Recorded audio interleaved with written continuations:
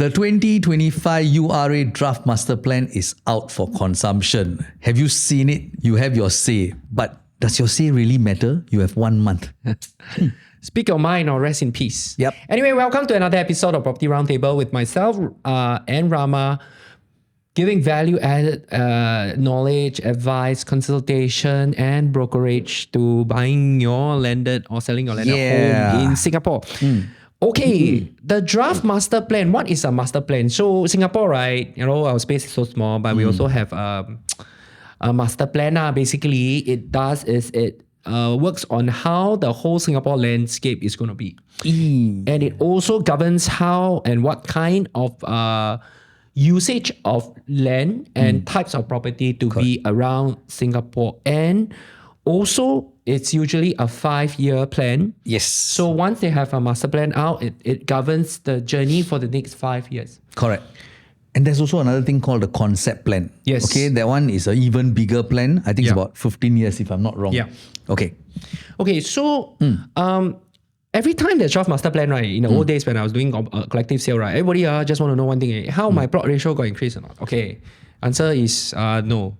Okay, but more importantly, I think in this draft master plan, right, which was introduced, right, I think there are a lot of buzz going around certain areas that government has some plans for, and also they expect close to 80,000 new public and private homes to be built in over 10 new neighborhoods in the next 10 to 15 years. Well, the interesting thing here is, the master plan is a transformation. Yes, transformation plan. So we're always looking for transformation The Bible transformation stories to sell, so that there is growth in that area, there's growth in the property, there's growth in the price point, right? But today, when this draft master plan came out, right? Yeah. I went for a session, but then again, the question and answer session, right? It was like, will this block my view? This was a very, very important question to a lot of people. How it affects me. I always thought master plan gives positive vibes, as in transformation. Correct. But to the existing owners, it's like, shit, how's it going to affect me? Yeah. You know? Well, it's a weefy thing, what's in it for me, right? So, but of course, when the government makes a master plan, it is not meant to benefit small groups of people. It is meant to have a very big picture towards what the grand plan or the grand scheme is going to be. So in 2013, there was a white paper with regard to population, and you know that there was a number that was sprouted about 6.9 million. Or close to 7 million, doesn't matter, 6.9, right? And there was a lot of like positives and negatives towards the comments, towards how Singapore is going to be so crowded. And many a times, I think the authorities have mentioned that this is a planning parameter. We will plan as if the population is going to grow to that level, which means we need to first have all that potential housing to be able to absorb the number of people. So for those who haven't really read into it, right, this one they'll say TLDR, whatever. But in a short span of time, I'm going to say quite a few things, so you just take note. So to meet the demands for the new homes in central areas, right, new housing areas in Bukit Timah Turf Club, I think you all know that place quite well, Pearl Hill, Marina South, Mount Pleasant, and former Keppel Golf sites were announced previously. Now, with the new draft master plan, they also showed new neighborhoods are drawn up in other parts of the island. That's right. So, what's in it for you, right? Come, let me tell you. They include places called the Dover Medway along Dover, the former Singapore Race Course in Kranji, the Paya Lebar Air Base, which is nothing new, we knew about it, and the Sembawang shipyard area, as well as Newton and Patterson are also areas where a new urban village is going to be built. That's right. Yes. Correct. So if you look at all these news that's going around, right, Rama, what are the few things that stand out to you in terms of the plan? I would say, let me start with what you already mentioned. Okay, although I'm very, very close to Gilman Barrack, which we'll talk about later. Okay. But let me talk about this. What's this Kranji, right? You're saying? Yeah, Kranji. The race course. Yes, Kranji race course.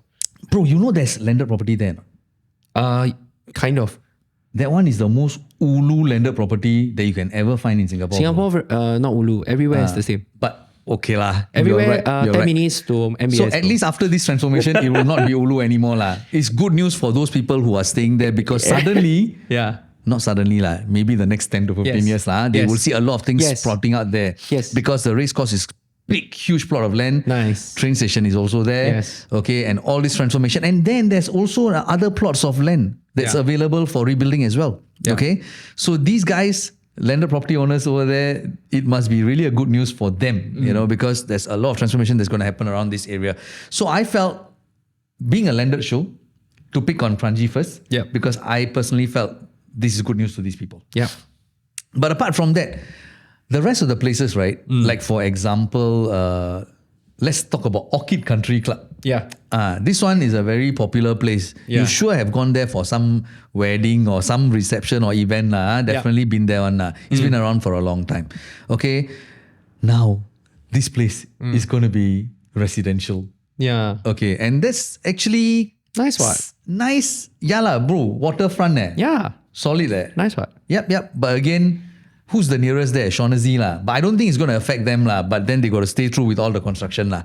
Okay, and Yeah. Newtonia as well. So with the announcement of this draft master plan, right?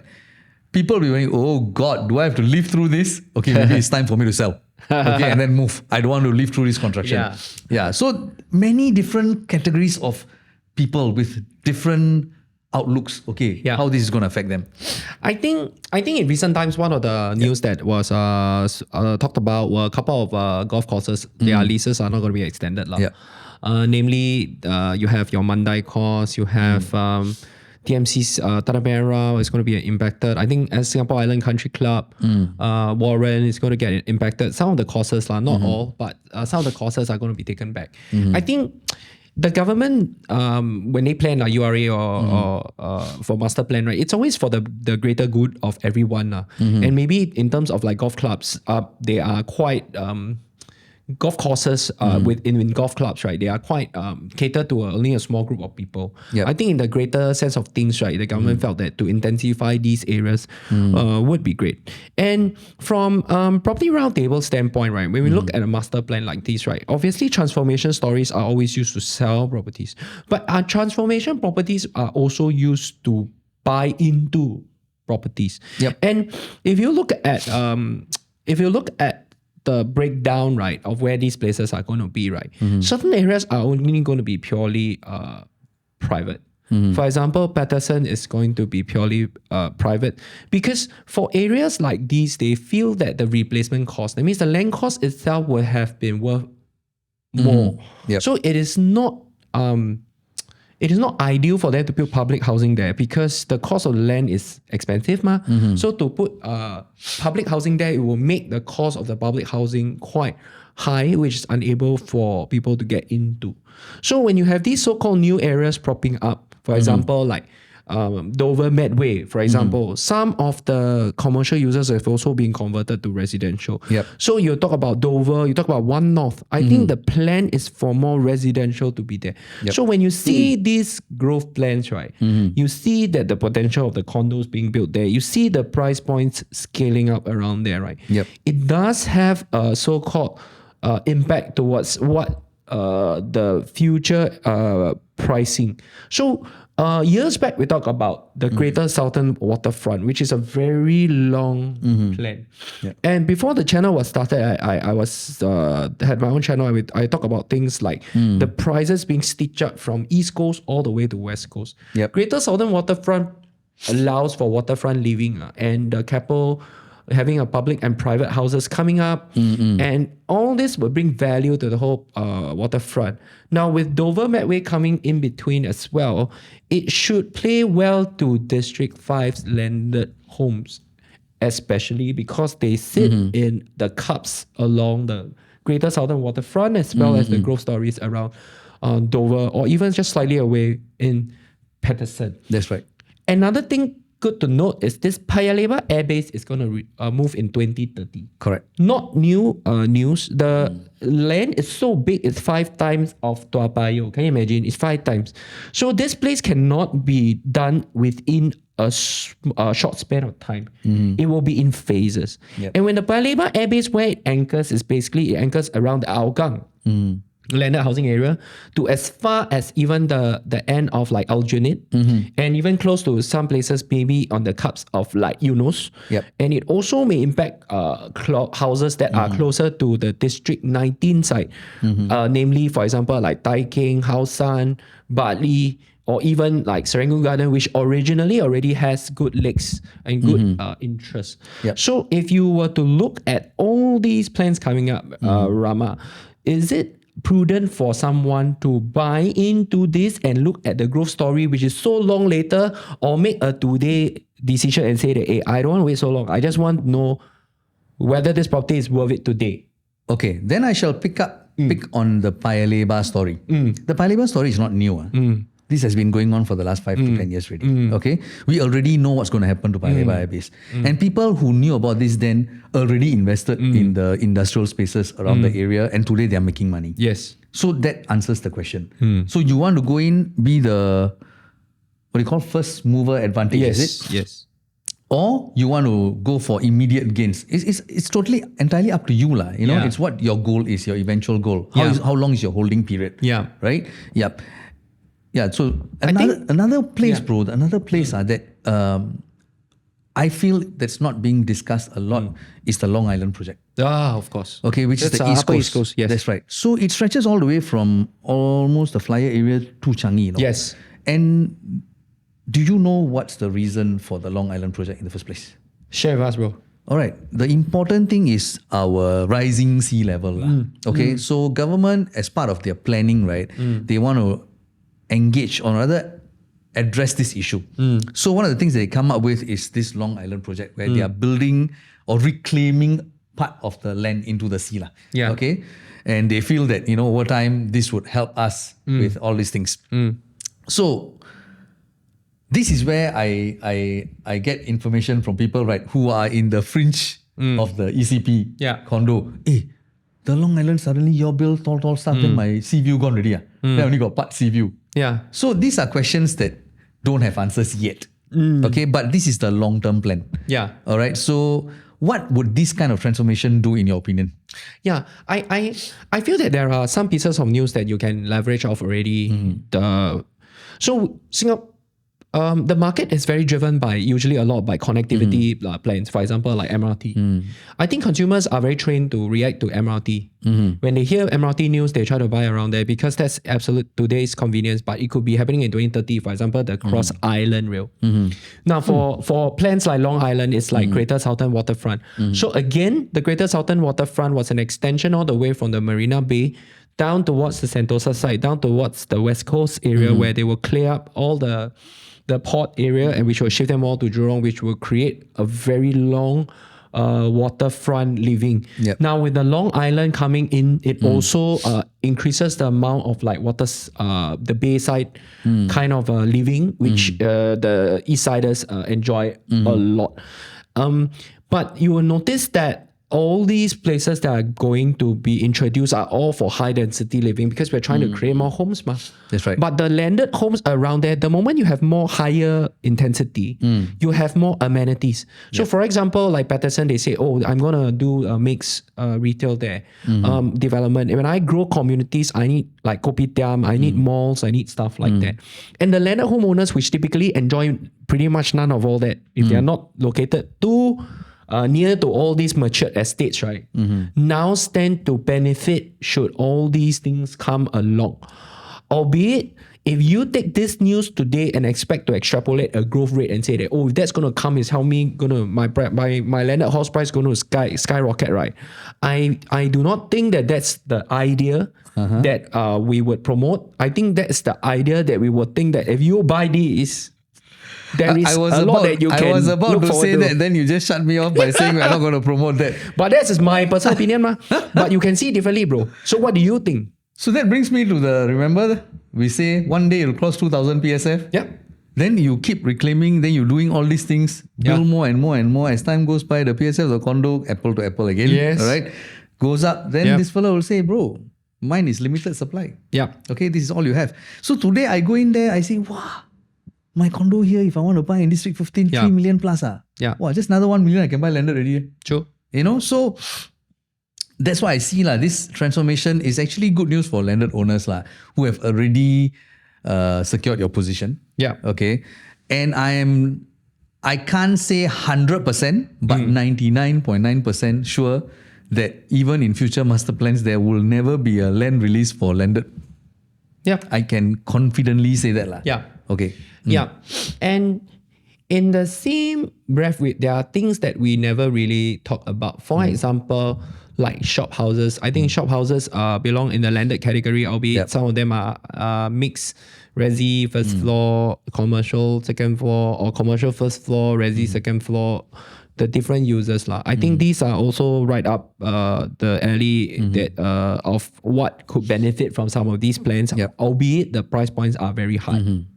So this master plan calls for a lot more in-depth study and a lot more impact study as to which of these areas are going to be more impacted.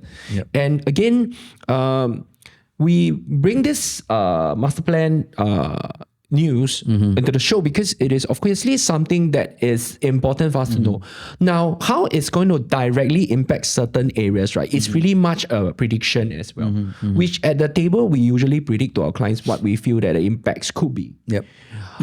Albeit, I think right from the get-go, right? I feel that if there are areas that they say that is for private housing only, it means that the land prices there are expensive, meaning that you can get from the fact that the condo prices, like what Rama says, is going to be high, right? I think the landed pricing around there would be also impacted.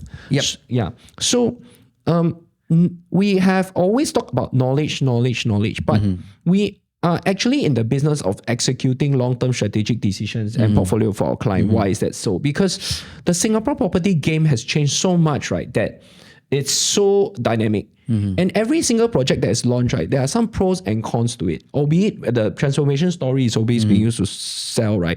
Oh, it's walking distance to this MRT, it's walking distance to that MRT. Let's be honest, the whole Singapore is already planned with a lot of MRT and potentially another 2 lines coming up. So in future, right, there's high chance, right, that you will be close to some kind of MRT. So URA's promise, 8 out of 10 households will be within 10 minutes walking distance to an MRT station. So let's just say that next time, if your house is not close enough to MRT or within like 5 to 7 minutes walk or whatever, right, you're actually out of the game also, right? So I don't think MRT should be used as a barometer of buying a landed property in Singapore. But if you do have that, that would play up the cards for you in future. 2, I think with more houses built along, if density increases to be close to all the schools that are popular, that also increases the competition for the school. That's right. Which also means that being one click to the school may no longer be your winning card. Maybe you need to do more volunteer, maybe whatever. Maybe the schemes will change. So the old lens of what you're wearing towards buying a property in Singapore may no longer apply. So it is even more important than to deep dive into why you're buying in this particular area, not just for the check boxes, right, that we usually tick, right, to buy a landed property. I think you need to go a bit deeper into seeing things like that. But of course, the Paya Lebar airbase story has been around for a long time. And that impact is for sure going to happen because there's a triangulation between the Paya Lebar airbase, which impacts the plot ratio around there, which was a fly zone. 1, 2, it is actually wrapped around the fringe of quite a few already relatively central sub-regional centers or even areas. And 3, it is also very likely that there will be phase growth in places like this. Okay. Still sticking to the Long Island story.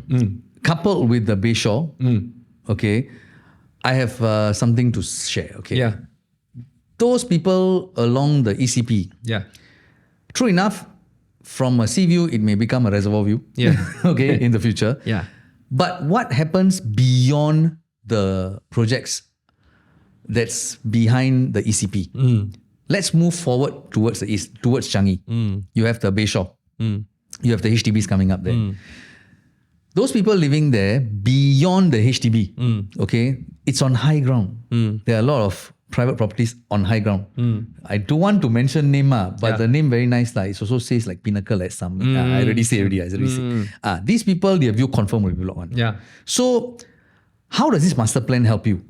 It helps you to early itself realize, okay, this is what's going to happen and this is where I exit. Yeah. Okay, because after that, it's going to be all construction. And then there's no more view already. Yeah. Yeah. So people who are living in District 15, you have a lot of things happening around your area, especially with this new draft master plan coming up. So it's about time you look into or engage a professional and ask them or discuss with them what are the possibilities. Okay. I personally would feel these are the right people to upgrade to a landed. Yeah. At this point in time. I think taking a news to decide on a buying habit or buying decision is what people typically do. But I think understanding the master plan to make it into a selling decision is something that is seldom used. People are always more concerned about what I'm going to buy into next, but they never really think of why I need to sell out nor what this news impacts me on the selling decision. Yes. So, in a quick nutshell of the master plan, it's obviously there's too much details for us to share within the episode. But what we're just trying to do to let you know is to demonstrate the fact that when we look at master plan, we see it from a very long term gain from a buyer's perspective or a sell decision that allows you to get out before some changes. So if you want to find out a bit more, you want to have a deeper discussion with us, feel free to input the WhatsApp form, and then we can have a deeper discussion to have to work with you exclusively in your property journey, in your wealth accumulation and creation journey. And also a shout out to URA. Okay, they have done a brilliant job, amazing planning. All the best to them, and I love to see our Singapore grow. And they have an exhibition for the next 1 month. Please visit their URA center and have a look at what are the transformations. There are a lot of people working there to explain to you all these things. Sure. So again, if you like what I watched so far, please share and subscribe, and then we see you in our next episode. Thank you.